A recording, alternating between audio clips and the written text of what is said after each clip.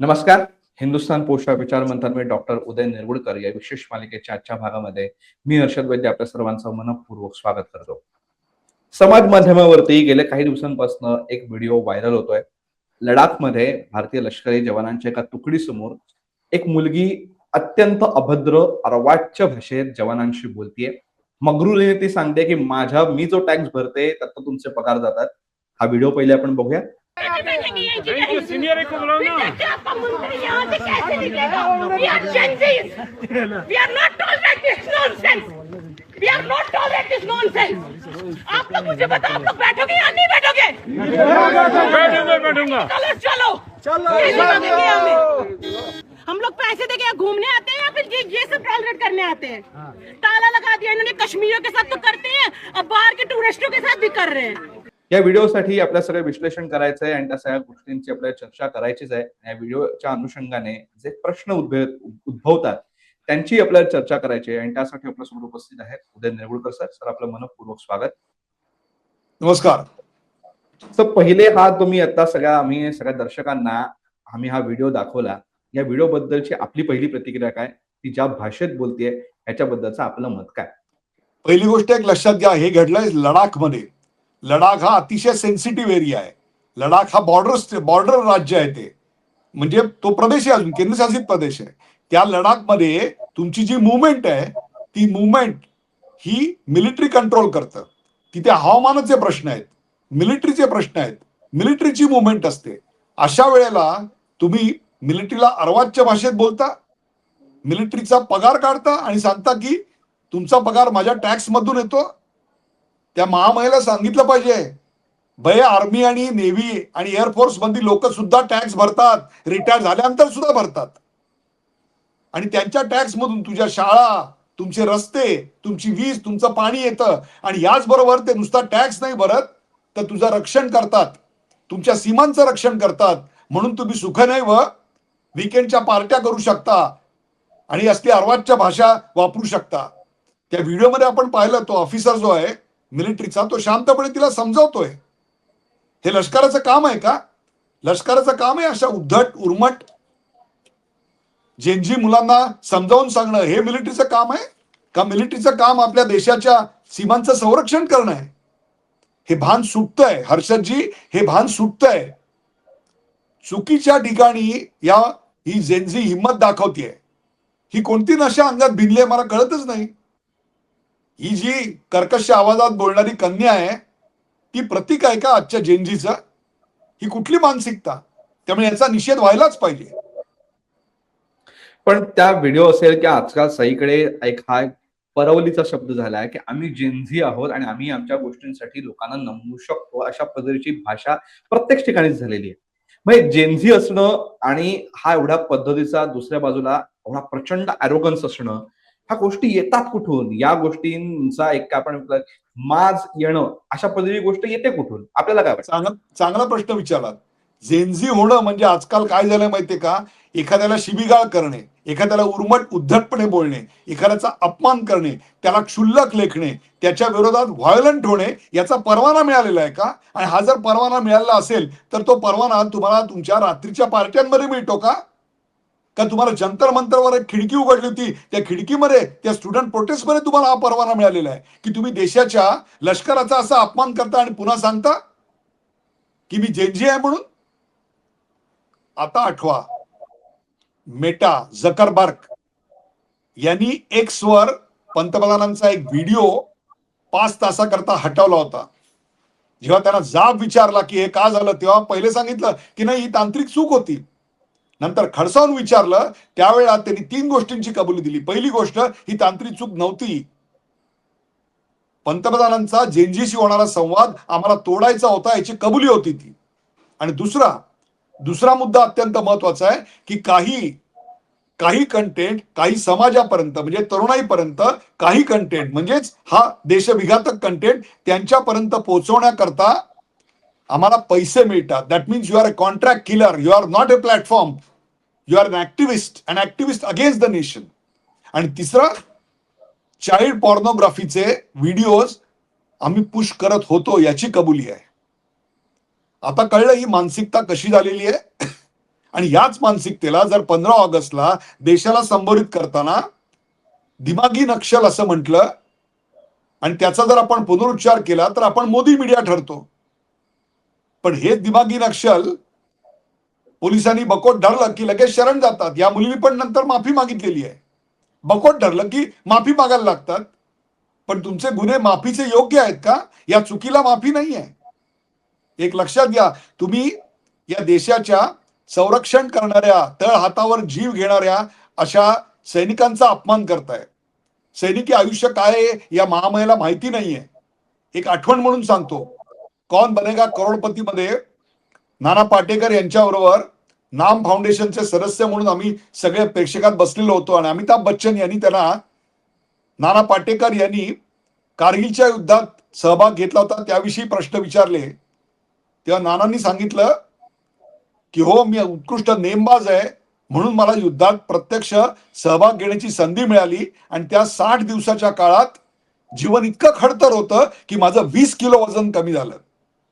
या महामायेला आता प्रायश्चित्त म्हणून 20 दिवस, 40 दिवस, 60 दिवस पाठवलं पाहिजे बॉर्डरला. कारगिलमध्ये ही अवस्था आहे, नाही तर पाठवा सियाचीनला, मग कळेल आटेदाल का भाव काय असतो ते. सर, पण ही म्हणजे गोष्ट आहे की एखाद्याला पहिले जोरदार हाणायचं आणि नंतर त्याला सॉरी म्हणून मोकळं व्हायचं आणि आम्ही कधी सभ्य आहोत हे दाखवायचं. सीजेपीच्या आंदोलनाच्या वेळेला सुद्धा असंच झालं. पंतप्रधानांबद्दल सुद्धा अतिशय अर्वाच्य अभद्र व्हिडिओ बनवले गेले आणि त्याच्यानंतर जाहीर माफी सुद्धा मागितली गेली.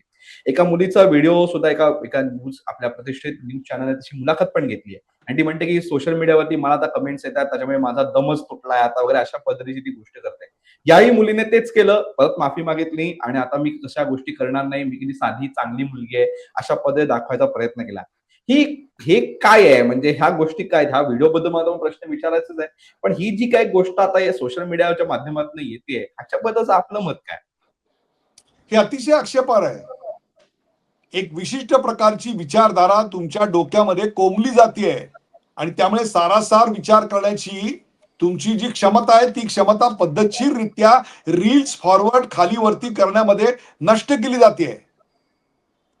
आणि त्यामुळे जेनझीची मानसिकता एका विशिष्ट अशा विचारसरणीला खत पाणी घालणारी बनतेय.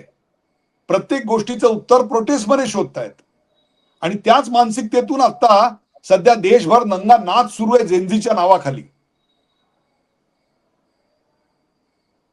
हे एका बाजूला सुरू आहे, त्याच बाजूला आता सीजेपी म्हणजे भारताचे आता नवीन तारणहार स्वतःला साधा अप्रत्यक्षरित्या म्हणायला लागलेत ते अभिजित दिपके आणि त्यांची सगळी टीम.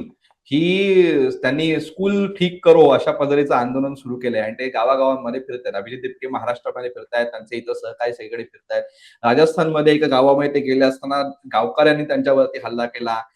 अशा पद्धतीचा त्यांचा कांगावा सुरू झालेला आहे. अशा पद्धतीच्या गोष्टी सुरू आहेत. हे काय आहे, म्हणजे आता ह्या गोष्टींमधनं त्यांचे जे व्हिडिओज येत आहेत सगळ्या गोष्टी ठीक आहे, शाळा ठीक करो ही गोष्ट चांगलीच आहे, ह्या मुद्द्याबद्दल कोणालाच दुमत असण्याचं कारण नाही. पण त्याचं जे राजकारण करतात आणि पद्धतशीरपणे समाजामध्ये पुन्हा एकदा ती दुही माजवण्याचा प्रयत्न केला जातोय, याबद्दलचं आपलं मत काय? तुमचा एखादी मागणी योग्य असते पण त्या मागणी मागचे हेतू संशयास्पद असतात तेव्हा तुमची कृती ही अशी लोकांच्या रोषाला बळी पडते.